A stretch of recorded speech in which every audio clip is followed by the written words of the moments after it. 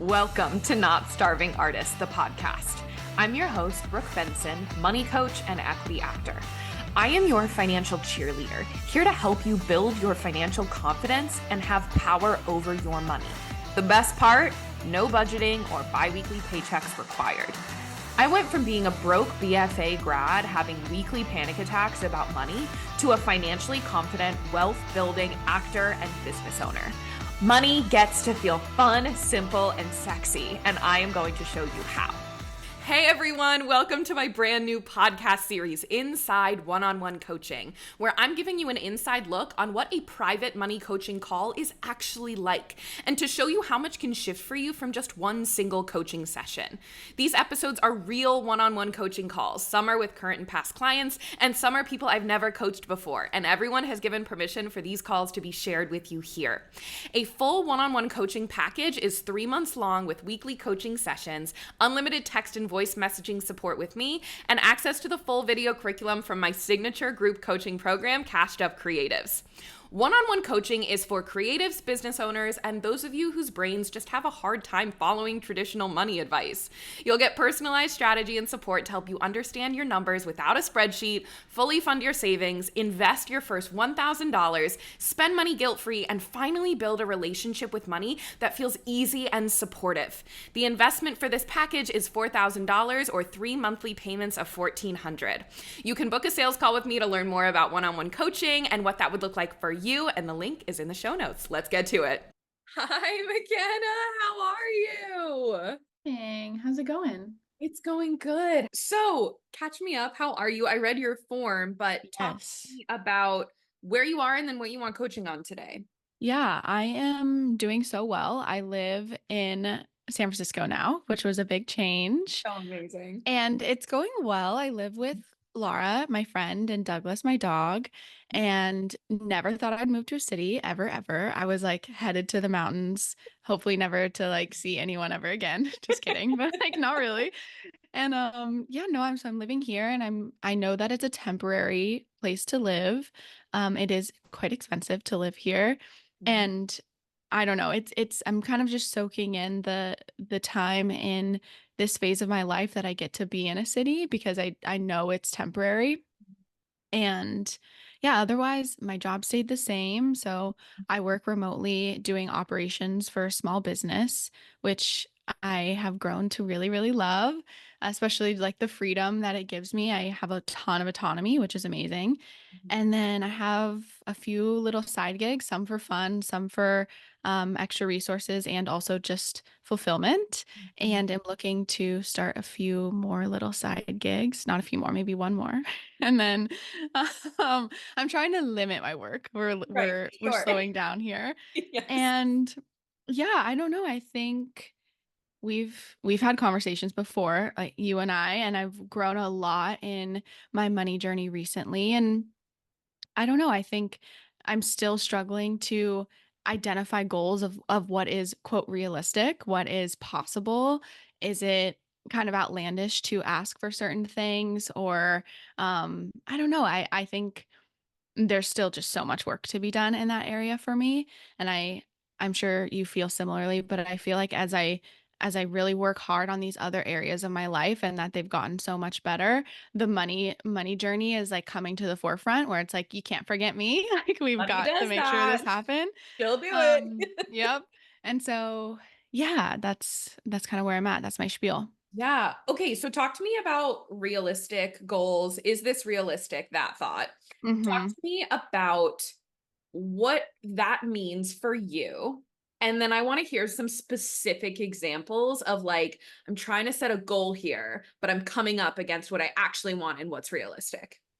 Can I start with the examples? Yes, please. Okay, I am someone who loves to nurture my physical body. It Mhm. really brings me a lot of energy to my life, and that could be something as small as nails, but also things like massages and these things that I think I've programmed into my brain to be frivolous or unnecessary. And it seems like, oh, well, if I technically maybe I do have the extra funds to get my nails done once a month or to have a massage per quarter. But there's this part of my brain that's like, well, that should be going into your high yield savings account. You shouldn't be spending this money. Like Mm. it just seems like there's a disconnect there of what and a scarcity mindset, I think, of like what is possible and to use that money for.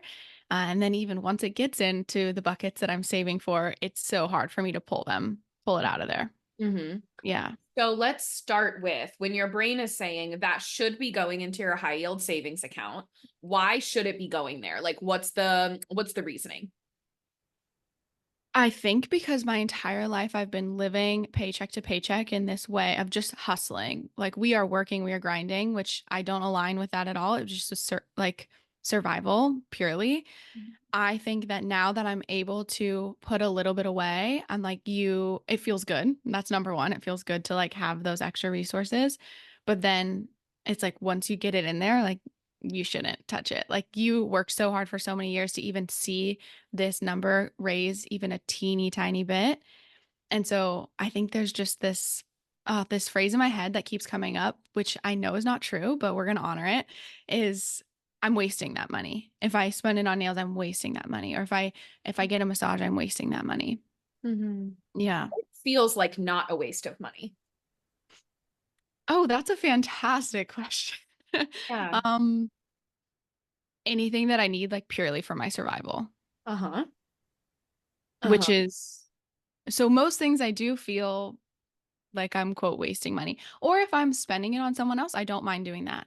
That's not as difficult for me. If I'm buying a coffee for my friend or doing something like that, that feels fine. My brain's like, "Oh, that's all right."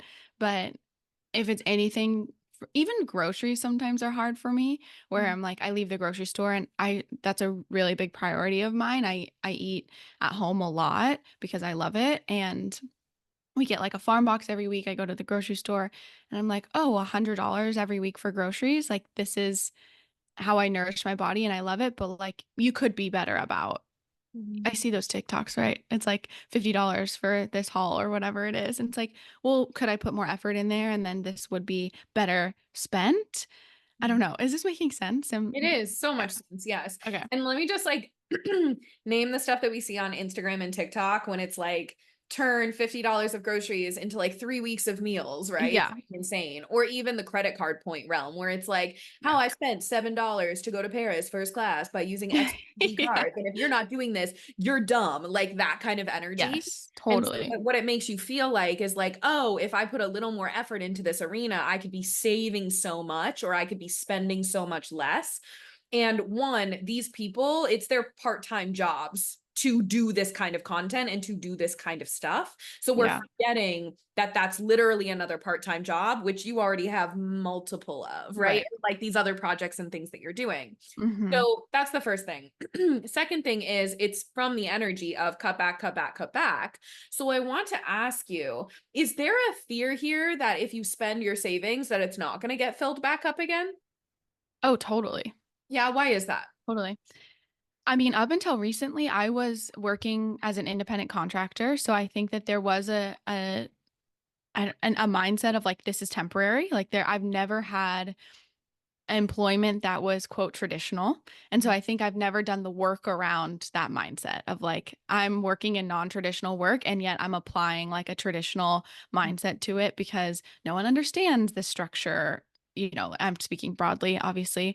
My family, like these people around me are like, well, I don't really get it.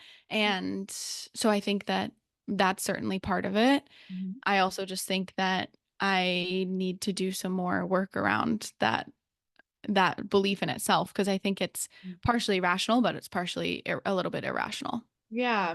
So the thing and when we're labeling like an irrational fear, the thing is any thoughts or feelings we have, there actually is no such thing as an irrational fear or thought because it's in you for a reason, right? True. So Yes. like the fact that you were an independent contractor, you had an experience with income inconsistency and also like it was very on the line, very paycheck to paycheck. You Hmm. developed a skill set in your brain, which was, I'm going to constantly be stressed about my money and I'm never going to spend my savings and I'm not going to buy anything frivolous as a survival mechanism. So, Right. like, the fact that that's there is not unwarranted, right? It's not irrational. It was True. extremely rational, actually. It's just not serving you anymore. So let's Yeah. also make sure that you're being kind to yourself in the wiring that was created to help you survive. What's coming up there for you? Just welcome to my therapist room. That's what money is. I think I have a really harsh inner critic. Yeah. And I work with that a lot. And I think I can tend to just place a lot of blame and expectation. Like even an example that's not even related to this, but will highlight how intense this is. If I get sick, like I'm physically upset. I'm upset with myself that I allowed myself to get sick. Like that is how harsh this inner critic is. And we've done a lot of work. We're repairing this relationship. We're working on it. But I think I haven't thought or made the connection that of course that inner critic is showing up in my finances or my relationship with my finances. Yeah.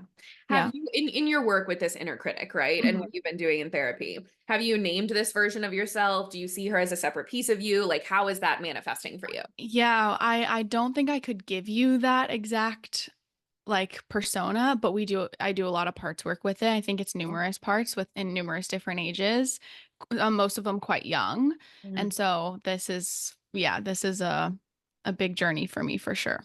Cool. So with that, because you're already familiar with parts work, right? And you've already been doing this work, one of the things I'm going to give you here is to start to bring in money conversations into that work that you're doing. Hmm. So talking back to whatever version of you, whatever part that is that starts screaming when you want to get your nails done, right? And you see, right, you've been doing work with your money, right? You have your buckets, you have your savings. When you see that you have a surplus, right, and you have some extra money to get your nails done, whatever part of you that starts screaming, I want you to talk back to her, right? Even grab her hand and say, "Hey, look at what your nails look like.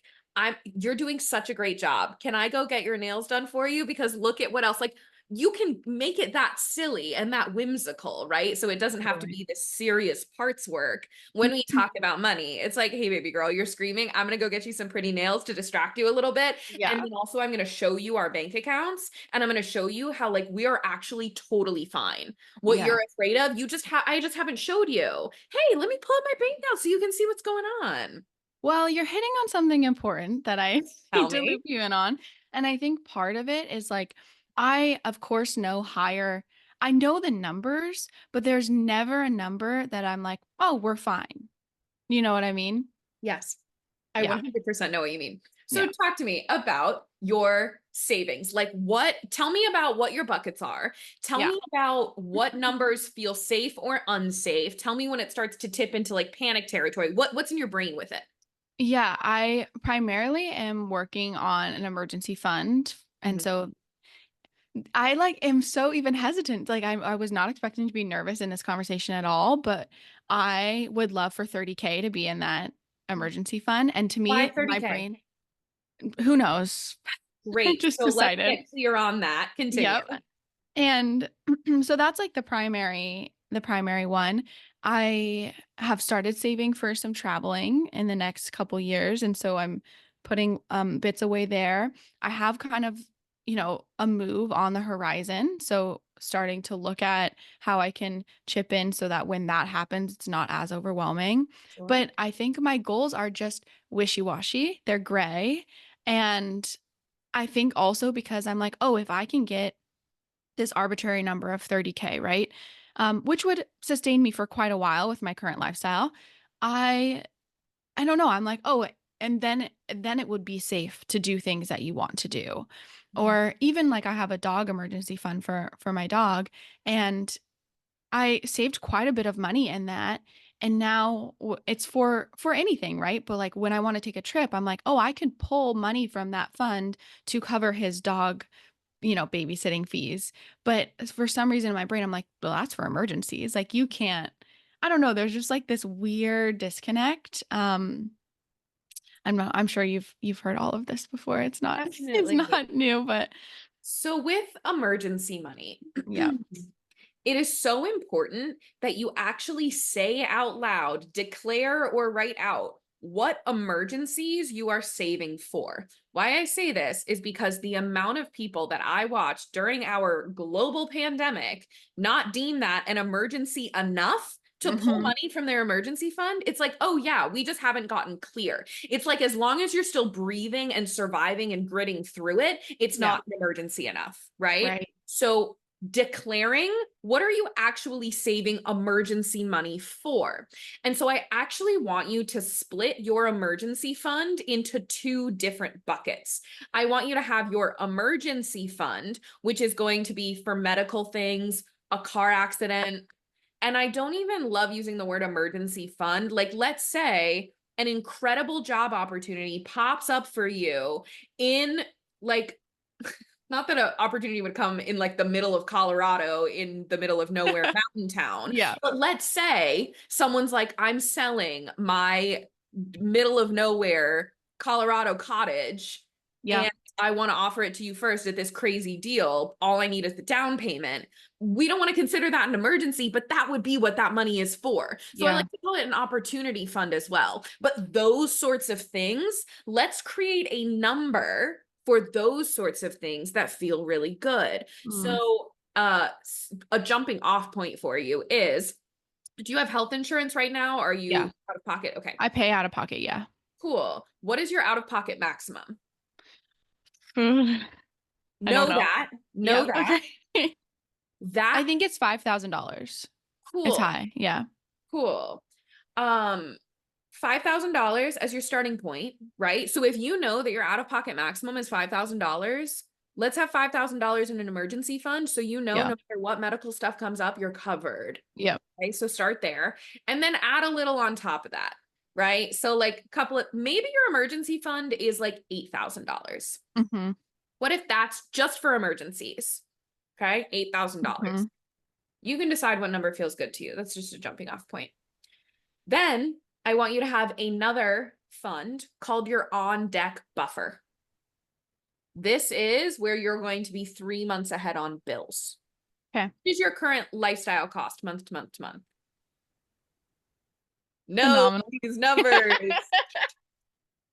But see, what I'm pointing out here is Yeah. this is why it's so hard for you to spend money getting your nails done, because everything is like, I just need as much in my arms as possible, Yeah. just in case, but you don't actually have the facts to back up why you can't spend extra money because you don't actually know Totally. what extra is. Totally. And I have them. I just like it's so hard. Like I have sat down and done these calculations. I have them in a spreadsheet. I could pull them up for you. But for some reason, it's like my brain grays out when I go to think about it. Yeah. And Why do you think that it might grays sound out? so dramatic. No, why do you think it grays out when you think about those numbers?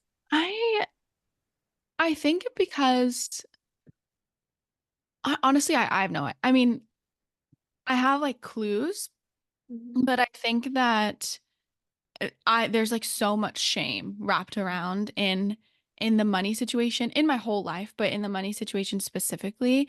I just want to be good enough. Like I just want to make enough money to seem like people respect me or that I can take care of myself. Like there's just so many like this little scared girl beneath me that's just like I want to be perfect in this. And oh, if someone could look at my situation and say, "Oh, you spend so much money." Or someone could say, "Oh, you spend no money." Like I think I'm just scared of other people's perception and wanting to be good enough within that. Sure. Yeah. What do you think about your income and your spending? I think that I spend what I need to survive Mhm. and I kind of make just above what I need to survive. Mhm. And I think that there's certainly room for more joy and play and fun in that and for to take care of myself in other ways. Like that seem or previously seemed ridiculous to me, like clothes or even nails or massage or these ways to truly care about myself, which is like a whole I think other tangent of like my resistance to caring for myself and then how that translates into the numbers specifically. Yeah. I Yeah. Are you mad about the cost of living in San Francisco? Are you mad about how much you spend? I'm just I curious. don't love it. Yeah. I get paid the same no matter where I live, so I think that it's hard for me to stomach how much farther my money goes in other places than it is here. Or even like I did get my nails done recently in San Francisco and it was so shitty. So sorry, am I allowed to cuss? Um On the Not Starving Artist podcast, baby. Of course you are. Um, and then I was just mad. I was like, okay, this is now such, inflated cost of getting your nails done, and it was poorly done. And I never get upset with that sort of thing, but I think in that moment I was like, this is annoying. Like I'm annoyed at that. Yeah. Okay. Yeah, So we've clued into something here. You need to fall in love with how much money it costs to live in the city you chose to live in. right. So Yeah, this is going to require you to make a whole fucking list of why you chose to live in San Francisco and why you love paying the cost of living that it requires for you to live in that city. I have to do this with New York City all the time. It's like a yeah, weekly, monthly thing, right? Because yeah, you have to remind yourself, I chose this and I love spending this money because spending this money is different than me spending money in North Dakota, right? Like, no yeah, shade to North Dakota. I'm not a North Dakota girl. So, like, you're not going to get the same experiences in a rural town than you are in a city. You yeah, have to remind yourself of all the reasons you love spending that money, why you love spending a premium, right? To live in a higher class city, right? Like, you're not yeah, flying economy, you're flying first class. yeah, And so totally. also, of course, you don't want to get your nails done because you had an experience where you're like, that wasn't worth it. Yeah, Can we yeah. also let's also pull back here too into the nail experience. Mm-hmm. This is something interesting that I've clocked with a lot of my clients and myself as inflation has increased and the cost of living has gone up. I actually think it makes it so much clearer where your spending priorities lie because Mm, when you have an experience, and this is like a something you have to be on to yourself with, like a line you're towing of, is this me feeling uncomfortable spending money on myself? Or is this actually something that I don't deem worth it anymore? When it was cheaper, it was easier to kind of be like, oh, this is something I value. But if I have to spend a premium on it, is it actually still important to me? What comes up for totally. you as I say that? No, that makes complete sense. I think, yeah, I get that when it's do I love my tea enough to spend $10 on it at the coffee shop? It's a mediocre tea, or like that's a specific example where priorities have shifted for me, where it's like I'll pay for the experience at a coffee shop because I work remotely once a week, whatever, but it's not as luxurious because it's not good. It doesn't taste good. It costs so much money and there's never seating. Like there's all these things, whereas like I can make a delicious tea at home or whatever it is. And that's an example, but I feel like my whole system was calming down when as you were saying that, because it's almost permission to realign your values, or hey, I like this, but do I like it enough for it to be in my life consistently? Yeah, right. Yeah. And so what I want to, this is going to be part of your homework, is nails, Hmm. massage. What are the other things, like physically taking care of your body, that you're feeling like not spending money on right now? Gym memberships. Okay. Those are a big one. They're also, to your point, like they're $300 in the city sometimes. Mhm. I don't value, like I have a lovely workout routine at home, like that I love. And so I don't know if I value that enough for 3 times a week or whatever it might be. Sure. Yeah, that's another one. Clothes. Uh-huh. Hmm. Uh-huh. So I'm gonna give you like an experiment, right? Okay. You're gonna go experiment with how it feels to spend money on these things. So you had an experience getting your nails done at this one specific place and it did not feel good, right? And not because it's like, oh, I feel so guilty for spending money on it. You were like, I actually don't like how they turned out and it was more expensive. Hmm. So you could go do this experiment with getting your nails done another place, going to get a massage, like actually clock how it feels to swipe your card and how you felt afterwards. Maybe you go, gyms run promotions all the time where it's like sign up and then there's no commitment for a few months. Like Yeah. you could get a discounted first month to see, how do I feel going to the gym 3 times a week? Does this align with what I would be paying? Like go get a trial, go have a free day pass, like go experiment, put your feelers out for how does it feel to spend my money on these things? And then I can take that data and then put it into your money plan. Yeah. What comes up there? Well, you make it just seem so easy. What could you, yeah, go ahead, continue. No, I just appreciate, I think in my head, I was like, I'm pretty dialed. Like I have my weekly bookkeeping system. I mean, like I should have had the numbers pulled up. Like I feel that was silly of me not to have prepared, but like I do know if I look at them, but I feel like when it comes to week, I'm just like, well, I know them. It's not really changing what I'm bringing in, so we're just going to like continue down this thing. And I have not considered that I just need to be a little bit more mindful when I'm doing those experiences of looping in those parts of myself, because I just feel like I'm saying, you guys sit over here. I'm going to abandon you for a minute. I'm going to close my eyes. I'm going to swipe. This mindset of like I can always make more money has been very present in my life, where it's like if I need to pay for something or I want to pay for something, I do have this part of me that's like, well, I will always cover it. Kind of like I'll always find a way to make more. And it ends up happening. Like I house sit for a neighbor and I get like an whatever, like that I'm always covered. I've never not been covered. Mm-hmm. And so, but I think that is its own way of avoiding, you know, it's a different, more maybe positive seemingly spin situation, but bringing all my parts together when I make a purchase like that, or when I decide to get a massage, is much scarier, I think, but Mm-hmm. necessary. Mm-hmm.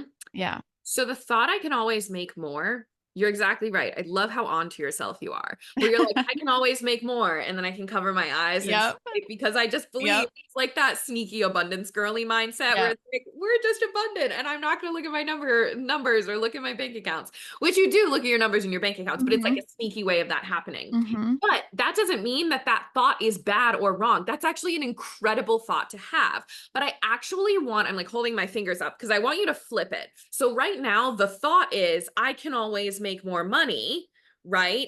And then you buy the thing and then you figure out how to make more money. I want Yeah. you to flip it. I want you to have the thought, I can make more money. Go make more money. And then you are going to disperse that money into the things you want to use it towards, because that makes it more real. That actually flexes your abundance muscle, because it's you're experiencing the abundance come into your life. And then it's like, the universe is like, bet. How are you Yeah. gonna receive that? You're gonna use it how you said you wanted to, and then Mm. you actually have to flex the muscle of when you have the abundance come in, how you want to use it, versus I'm just gonna say I'm abundant, I'm gonna do the things, and then money's gonna come in to cover it and backlog it, right? We want to flip it. Yeah. Totally. Oh, you're a genius. I'm so glad I got to coach you today. No, this was so fun. Thank you so much. Yeah, of course. I told Laura going in, I was like, I'm about to go get my booty spanked in the best way possible. Yeah. Like this Yeah. is good for me. This is good. Good. Amazing. Yeah. And tell Laura I said hello. I will. And that I want her to tattoo a margarita glass on my finger when she comes to New York. Oh my gosh. I mean, I can't speak for her, but I bet she totally will. I know. I was like, tell me when you're in New York. I would like you to tattoo me. Thank you. She always in New York. She is like booked. She gave so many tattoos last time. So good. but no. I know. Yay. Amazing. Okay, well, Thank it you was so so much. lovely to talk with you, and good luck with all these things. You've got lots of homework Thank to play you. with this No, week. and I'll be working hard on them. Good. I'm so glad to hear it. All right, bye, McKenna. Okay, see ya. Bye. Thanks so much for tuning in. Come join me on Instagram for more on how to build a simple, sexy relationship with your money. My Instagram handle is @NotStarvingArtists. And if you want to dive deeper with me, head to the show notes to learn more about one-on-one coaching. If you love this episode, subscribe, leave a review, and share it with a friend that you want to get rich with.